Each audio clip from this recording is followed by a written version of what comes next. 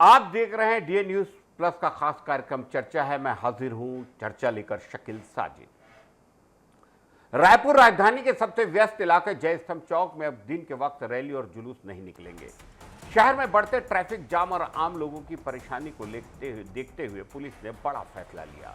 रायपुर के जय स्तंभ चौक और उससे जुड़े करीब 4 किलोमीटर के दायरे में सुबह 9 से रात 9 बजे तक रैली, जुलूस, धरना प्रदर्शन, शोभा यात्राओं पर प्रतिबंध। यह आदेश 2 महीने के लिए लागू है। दरअसल पिछले 365 दिनों में इस इलाके से 290 से ज्यादा छोटी बड़ी रैलियां और जुलूस निकले। इनमें से करीब 190 रैलियां केवल कोतवाली, जय स्तंभ और चारसा चौक मार्ग से गुजरी। नतीजा, शहर की सड़कों पर घंटों जाम लगा रहा। कई बार एम्बुलेंस तक फंस गई, जिससे मरीजों की हालत गंभीर होने की नौबत आई। ट्रैफिक पुलिस के सर्वे में सामने आया कि जय स्तंभ चौक से रोजाना 1,20,000 से ज्यादा वाहन गुजरते हैं। अगर यहां लोगों की रैली निकलती है तो करीब 2 से 3 घंटे तक आसपास की सड़कें पूरी तरह जाम हो जाती है और 2.5 लाख से ज्यादा लोग प्रभावित होते हैं। रायपुर सेंट्रल जोन के डीसीपी की अनुशंसा पर यह फैसला लिया गया। Police commissioner doctor Sanjeev Shukla ने शहर की ट्रैफिक व्यवस्था सुधारने के लिए कदम जरूरी बताया। प्रतिबंधित मार्गों में शारदा चौक से शास्त्री चौक तक, जी रोड कोतवाली से जय स्तंभ चौक तक, मालवीय रोड और शारदा चौक से गुरु नानक चौक तक एमजी रोड शामिल है। अब रैलियां शहर के आउटर मार्गों से निकलेंगी और शहर के भीतर प्रवेश की अनुमति नहीं। हालांकि प्रतिबंध के पहले ही दिन कुछ संगठनों ने विरोध जताया। इन पुलिस और समाज के पदाधिकारियों के बीच बैठक के बाद सहमति बनी कि जुलूस रात 9 बजे के बाद ही निर्धारित मार्ग से निकलेंगे। शहर की ट्रैफिक व्यवस्था को पटरी पर लाने के लिए प्रशासन ने सख्त कदम उठाया है। देखना है कि ये 2 महीने का प्रतिबंध शहरवासियों को कितनी राहत दिलाता है।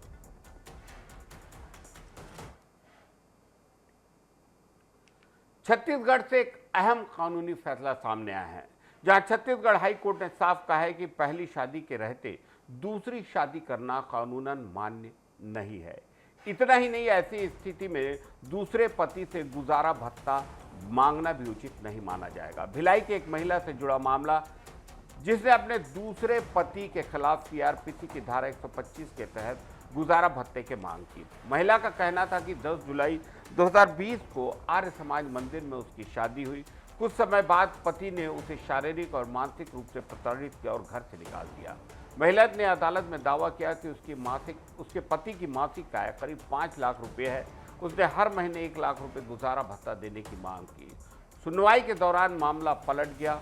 कोर्ट में खुलासा हुआ कि महिला की पहली शादी अब भी कानूनी रूप से बरकरार है। पहला पति जीवित है, महिला ने उससे तलाक नहीं लिया। इतना ही नहीं, पहले शादी से 2 बालिग बेटे भी हैं जो उसके साथ ही रहते हैं। फैमिली कोर्ट ने इन तथ्यों को ध्यान में रखते हुए महिला की अर्जी खारिज कर दी।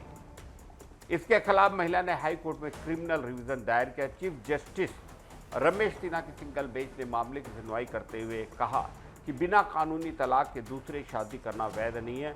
ऐसी स्थिति में दूसरे पति से गुजारा भत्ता मांगना कानून की भावना के खिलाफ। कोर्ट ने यह भी माना कि महिला शारीरिक रूप से सक्षम है, स्वयं अपना भरण पोषण कर सकती है। इस आधार पर हाई कोर्ट ने फैमिली कोर्ट के 20 जनवरी 2026 के आदेश को सही मानते हुए अब महिला की अपील खारिज कर दी। अदालत ने 2 टूक कहा कि तलाक के बिना दूसरी शादी और बिना गुजारा भत्ता की मांग दोनों कानूनन स्वीकार्य नहीं है। कानून की नजर में वैवाहिक संबंधों की वैधता बेहद अहम है।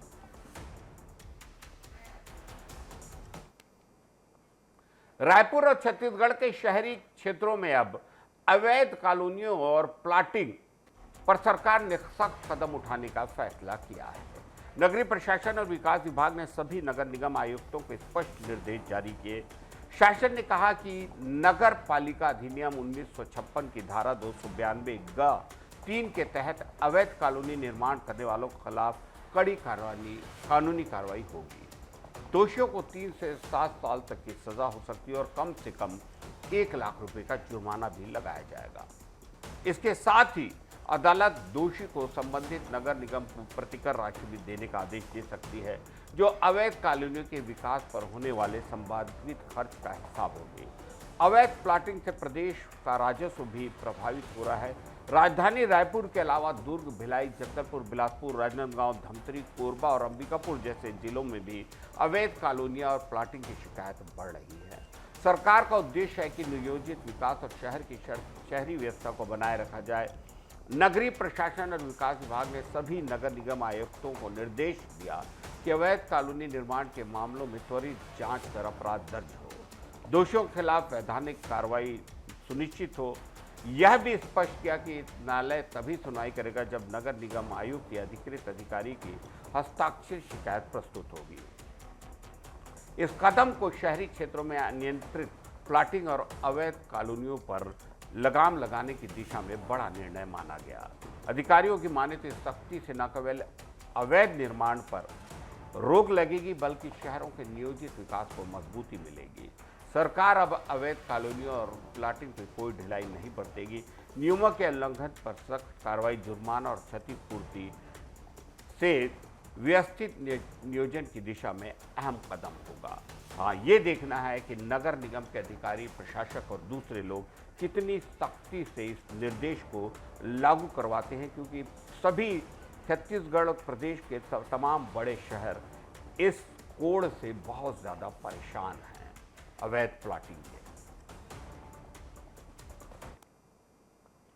मुंबई से एक बड़ी खबर चर्चा में है। रिलायंस समूह के चेयरमैन अनिल अंबानी के आलीशान 17 मंजिला घर को ईडी ने अटैच कर लिया है।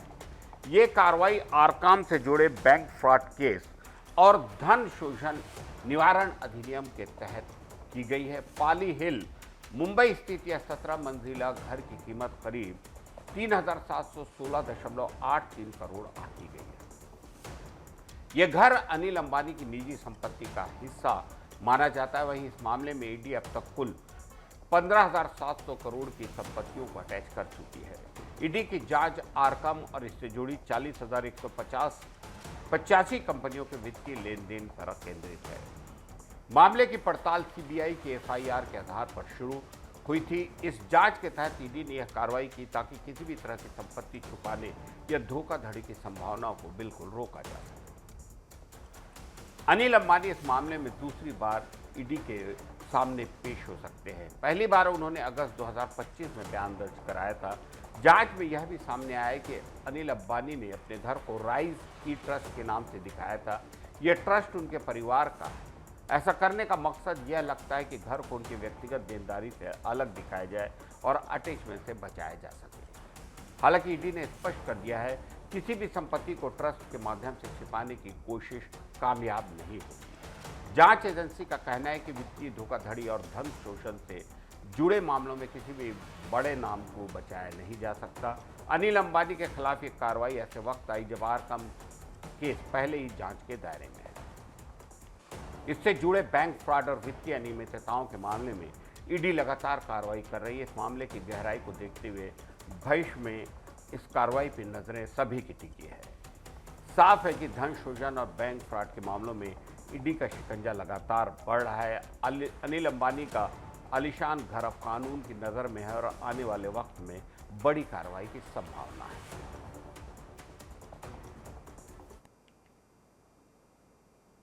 बिलासपुर से बड़ी खबर। जिला अस्पताल में डिलीवरी कराने वाली महिलाओं के परिजनों से कथित रूप से पैसों की अवैध मांग के मामले में 2 स्टाफ नर्स को निलंबित कर दिया। वायरल हुए वीडियो ने स्वास्थ्य विभाग और प्रशासन की नींद उड़ा दी। बिलासपुर जिला अस्पताल में 2 स्टाफ नर्स लक्ष्मी वर्मा और संजू चौरसिया प्रसूता हितग्राहियों से खर्च और फॉर्म जमा करने के नाम पर पैसों की मांग करते हैं। ये मामला सोशल मीडिया पर वायरल हुआ। वीडियो में देखा गया कि महिला स्टाफ पैसों की मांग स्पष्ट रूप से कर रहा है। परिजनों का कहना है कि ये मांग रिवाज बताकर की जाती है, जबकि सरकारी अस्पताल में प्रसव की सभी सुविधाएं पूरी तरह निःशुल्क हैं। और यह भी कि आर्थिक रूप से सक्षम परिवारों से ज़्यादा रकम वसूल होती है, लेकिन गरीब परिवारों पर भी दबाव बनाया जाता है। स्वास्थ्य विभाग ने इस मामले को गंभीरता से लिया है। कार्यालय संभागीय संयुक्त संचालक स्वास्थ्य बिलासपुर की रिपोर्ट और सिविल सर्जन के सुझाव के आधार पर दोनों नर्सों को तत्काल प्रभाव से निलंबित कर दिया गया। निलंबित अवधि में दोनों का मुख्यालय मुख्य चिकित्सा स्वास्थ्य अधिकारी बिलासपुर होगा। आदेश 25 फरवरी को जारी है। मरीजों को किसी प्रकार की अवैध वसूली बर्दाश्त नहीं की जाएगी। दोषियों के खिलाफ सख्त कार्रवाई की जाएगी। छत्तीसगढ़ सिविल सेवा आचरण नियम 1965 के तहत पूरी तरह नियमों के खिलाफ कृत्य है।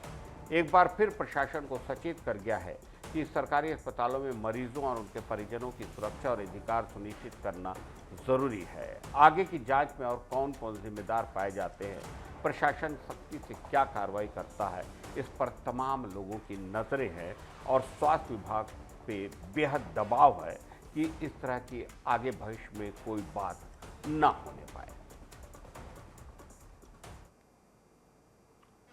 चर्चा है में आज इतना ही।